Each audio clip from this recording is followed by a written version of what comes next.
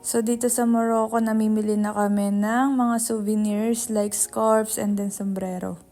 So mga 150 dirhams yon or nasa 15 euros. Dito yan sa may Medina Market. So yun yung mga tsinelas, meron na silang traditional and modern. And then napaka-cute, meron silang Aladdin style. And then eto, bumili kami ng isa niyan pasalubong kay mother. Mahilig kasi siya sa lamin. Sakto yung size kasya sa mga mini bags. So, yan yung camel na souvenir na open yan. Di kami nakabili kasi masyado ng pricey. Mga nasa 80 to 100 dirhams yan.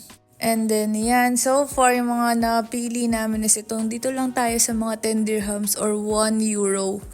Super ganda ng quality ng napuntahan namin dito. Nag-ikot kasi kami at nag-canvas sa iba. Umaabot ng 20 dirhams. Pero ito maganda yung deal niya dito kasi 6 pieces, 50 dirhams. And then itong ang tajin bumili rin kami, nasa 30 dirhams or 3 euros lang. Super cute niyan. Meron din naman mas mura pero yun na yun talagang pangluto. Then yung jacket, hindi kami nakabili since medyo pricey din siya. At yung printed niya, I think madali siyang matatanggal once na nilaban. Okay siguro kung burda yun. So kung first time nyo lang din, watch din kayo ng YouTube. Marami din nagpo-post. And then research lang din sa internet.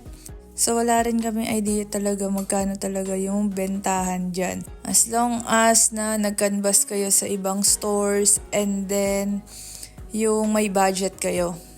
Lalo na kung nakapag-travel din kayo sa ibang bansa, magkakaroon din kayo idea kung magkano yung souvenirs na binebenta nila. Usually, may similar lang din. And then, yun nga kung magkano or yung willing kayong magbayad.